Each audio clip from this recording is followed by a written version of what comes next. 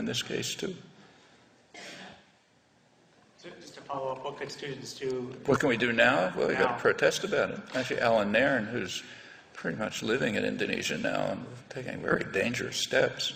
Alan is a fantastic person, is now challenging the Indonesian army to arrest him in Indonesia. He's publicly charging them with atrocities that he's exposed. And it's not a trivial thing to do in Indonesia. Not a nice place. So he's protesting it quite openly. He's insisting on being allowed to appear on television to denounce them, do something about it. And he's calling, of course, for an end to military aid to them. And Itan is too. So sure, we can join those efforts and support him. He's still facing serious danger. Thank you so much once again for coming today, Professor Chomsky. And as a member of Brown Students for Justice in Palestine, we would really like to thank you for your message of support.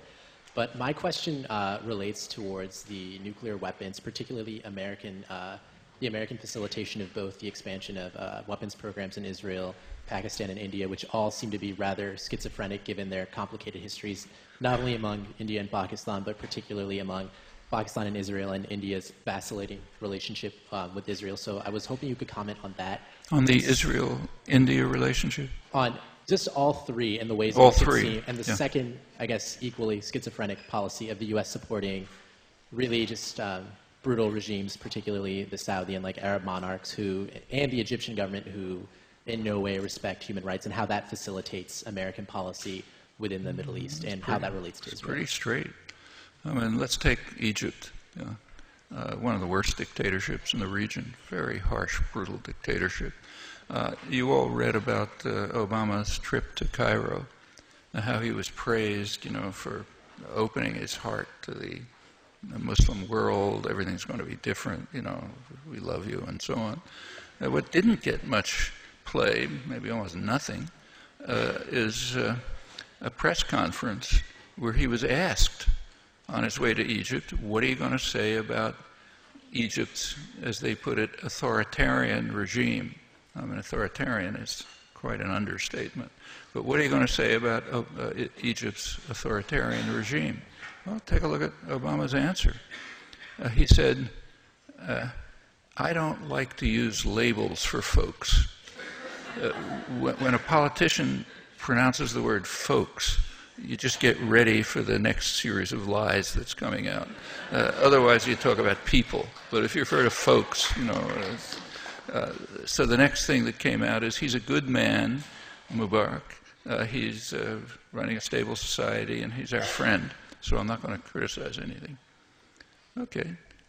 What do you think Egyptians or anybody in the Middle East how seriously can they take his comments about human rights violations in Iran?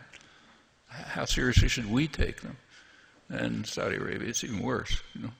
So what does this do for us? I mean, these are loyal clients. The Middle East energy reserves are one of the most important issues in the world. You go back to the 1940s, high-level U.S. planners were talking about how this is what they called a stupendous source of strategic power. I mean, they're one of the greatest material prizes in world history. If we can control that region, we can control the world, and so on. And that hasn't changed. That's why the U.S. has a massive intervention in the Middle East all the way through, replacing Britain, which used to be in the forefront. Yes, so you support dictatorial regimes. I mean, it's very well understood. You recall George Bush's plaintive question, why do they hate us? And the answer, they hate our freedom and so on. I mean, the press was kind enough not to report, or commentators, that the same question had been asked by Eisenhower in 1958. He raised the question, why is there a campaign of hatred against us among the people of the Middle East? Not the governments, but among the people.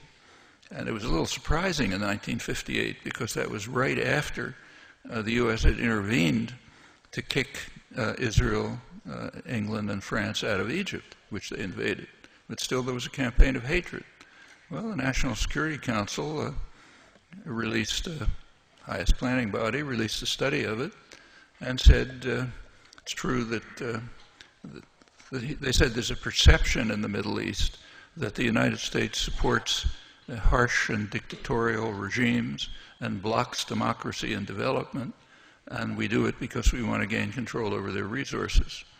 And it went on to say, well, you know, perception is more or less accurate, and that's what we should do. Okay, so they don't hate us because they hate our freedoms. They hate us because they want their freedoms. And they understand that the U.S. supports dictatorial, oppressive regimes, blocks democracy and development, and we do it because that's the way we control things. And it's the same today.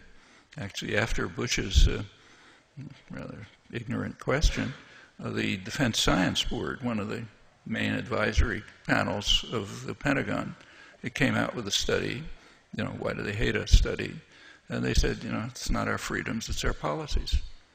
They hate our policies for good reasons, as long as we... So why do we continue the policies when we know it's going to lead to hatred? It's because we're trusting the dictatorships to hold down their populations. Just as we're trusting Keith Dayton's army to keep control of the Palestinians so they'll be a legitimate partner for Israel. I mean, that's our policy, not only there, but all over the world. And we didn't invent it. The British did the same, you know, the French did the same, and so on. Those are imperial policies. If we're in favor of them, okay, let's be honest about it at least, and not pretend we're some kind of a messianic Wilsonian state. We're not. The 3 countries with nuclear weapons. Oh, the 3 countries with nuclear NPT, weapons. Well, even Pakistan developed nuclear weapons during the Reagan years, and the Reagan administration pretended it didn't know. Of course, they knew. The reason is they were supporting Zia-ul-Haq, who's absolutely the worst and most atrocious of the many military dictators that Pakistan had.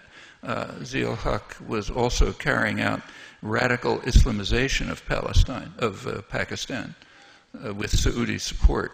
Most of the kind of intellectual roots of terror go right back to Saudi Arabia. And they were giving plenty of money. So they were providing lots of funding for developing, madrasas, actually means schools, but special religious schools where the children are trained just in extremist, all they do is read the Quran and, learn about extremist versions of Islam, the Saudi versions. And Reagan was supporting that. So we supported, part of his legacy is, Al-Qaeda style terrorism. Another part is Pakistani nuclear weapons. And the reason for it was, the Reagan administration was, and also the Democrats were very excited about Afghanistan. They were gathering up the most extreme radical Islamist fanatics they could find anywhere in the world, and sending them to Afghanistan and arming them with advanced weapons and so on. The goal was not to liberate Afghanistan. In fact, the head of the CIA station in Islamabad, Pakistan, who was running the operation, was very straight about it. He said, we don't care one way or another about Afghanistan. The point is to kill Russians. And he said, that's a noble goal, and that's what we want to do. When they got that goal, they left Pakistan in the hands of U.S.-backed warlords who were so vicious that when the Taliban came, they were welcomed. So that's Pakistan. India, actually the U.S., as long as India was either neutralist or had pretty good relations with the Russians, the U.S. was opposed to their developing nuclear weapons and imposed sanctions. But by the last 10 years or so, India has been drifting towards a closer alliance with Israel and the United States. So, and part of that context is, well, they can have nuclear weapons if they like, and we'll support it. The treaty that granted India the right to develop nuclear weapons with our support has a somewhat broader context. For one thing, it was sold here straight out as for commercial advantage. That opens up India to arms sales from the United States, sales of nuclear technology and so on, like a big market and growing country. But also it has to do with Iran. I mean, a centerpiece of U.S. policy is to isolate Iran.